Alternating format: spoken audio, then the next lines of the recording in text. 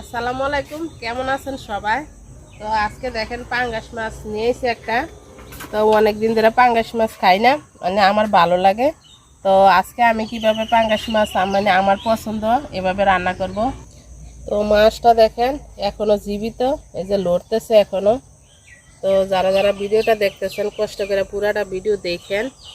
আজকে আকাশ অনেক অন্ধকার, মানে মনে হয় যে আমি রান্না শেষ করতে পারি কি না জানি না, মনে হয় যে বৃষ্টি নাইমা পড়ব। তো বৃষ্টি আসলে আমার রান্না করতে একটু কষ্টই হয়। আমার রান্না করতে বেড়া নাই, এই কারণে মানে বৃষ্টি আসলে রান্না করতে কষ্ট হয়। তো কার্পেট দিচ্ছেন না দেখে দাও, মানে প্যাক প্যাক কাদা হয় না, না হলে মাটি থাকলে তো কাদা হয়ে যেত। আর আকাশ দেখেন কত অন্ধকার হয়ে আছে, হয়তো আমি রান্না করতে করতে বৃষ্টি আইসা পড়বো। তো আমি এই যে জালি নিয়ে নিচ্ছি এরকম, তো জালি নিয়ে মাছটা বসা নিচ্ছি। ডুম্বুর পাতা দিয়ে বসা যায়, কিন্তু ডুম্বুর পাতা দিয়ে ঘষলে দেরি হয়, আর এই জালি দিয়ে ঘষলে তাড়াতাড়ি হয়।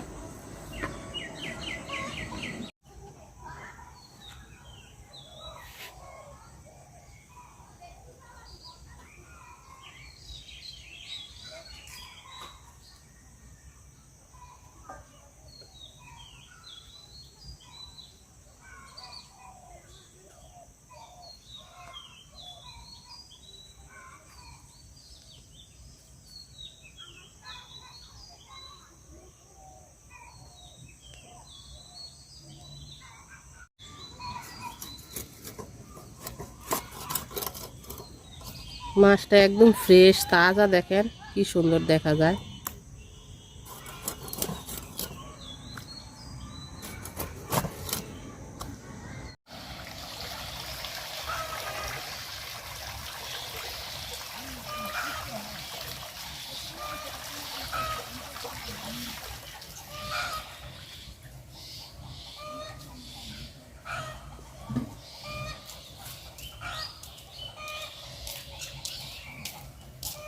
তো বৃষ্টি নামে গেছে, মাছগুলো আমি সুন্দর করে ধুইয়া পরিষ্কার করে নিচ্ছি। তো জিরা, আদা, রসুন আর লাল লাল মরিচ নিচ্ছি আমি, বাইটটা তরকারিতে দিব। লাল মরিচ নিচ্ছি, লাল মরিচ বাইটটা দিলে কালারটা খুব সুন্দর আইব, এই কারণে।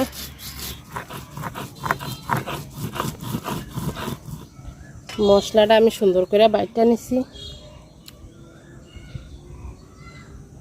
তো আমি বেশি করে পেঁয়াজ নিয়ে নিছি, পেঁয়াজটা বাইটটা তারপর তরকারিতে দিব।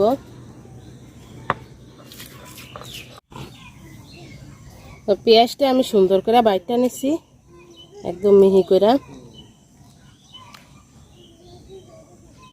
তো মাছ আমি এগুলো নিয়ে নিছি, মাথা, কানকা, লেজ, তারপরে পেটের খাড়ি বেশি করে নিছি, কারণ মাছ আমি কাঁচা রান্না করব। আর পেঁয়াজ, তারপরে মশলা বাইটটা নিছি, আর ধনিয়া পাতা কাটটা নিছি। এখানে তেল দিয়ে দিলাম পাতিলে, পাঙ্গাস মাছ থেকে তো তেল উঠবো, তো আমি অল্প তেলে দিলাম। তো আগে আমি পেঁয়াজ বাটাটা দিয়ে দিলাম, পেঁয়াজ বাটাটা সুন্দর করে বাইরে তারপরে মশলা দিব।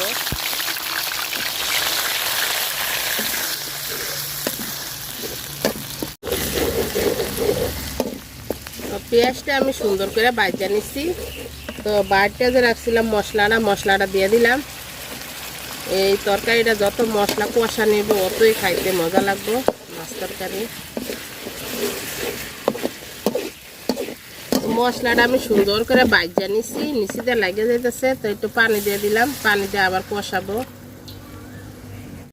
লবণ দিয়ে দিলাম, আর দিয়ে দিব হলুদ গুঁড়া, শুকনা মরিচ বাইটটা দিছি। দেখেন কালারটা কত সুন্দর দেখা যায়।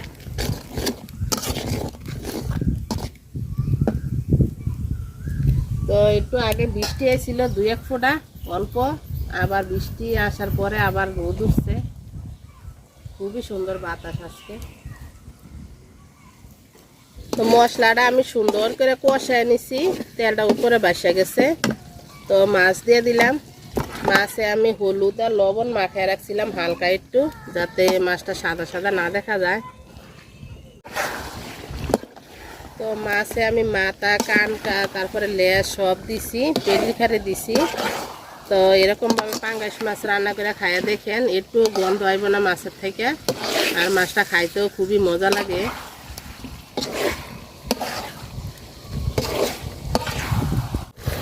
মাছটা আমি মশলার সাথে সুন্দর করে কষায় নিছি।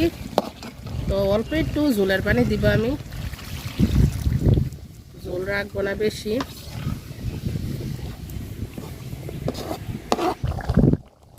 তো ধনিয়া পাতা দিয়ে দিলাম বেশি করে। মাছ বেশি লাড়া দেওয়া যাবে না, যেহেতু কাঁচা মাছ।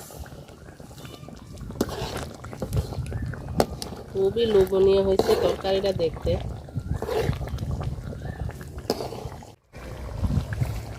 তো তরকারি হয়ে গেছে, নামাই নিলাম। আমার তো খুবই পছন্দ এই তরকারিটা। যারা যারা এতক্ষণ ধরে ভিডিওটা দেখছেন সবাইকে অনেক অনেক ধন্যবাদ। তো আমার সবজিগুলা দেখেন, এটা একটু সুন্দর হইতেছে বৃষ্টি দেখে। তো আলহামদুলিল্লাহ, ভালো হইলেই ভালো। অনেক কষ্ট করছি এই সবজিগুলার জন্য গরমের ভিতরে। পুঁই শাকগুলাও নষ্ট হয়ে গেছিলো, তো একটু একটু আবার বৃষ্টির কারণে একটু সুন্দর হইতেছে। তো যারা যারা এতক্ষণ ধরে ভিডিওটা দেখছেন সবাইকে অনেক অনেক ধন্যবাদ। আল্লাহ হাফেজ, আসসালামু আলাইকুম। সবাই খুব ভালো থাকেন।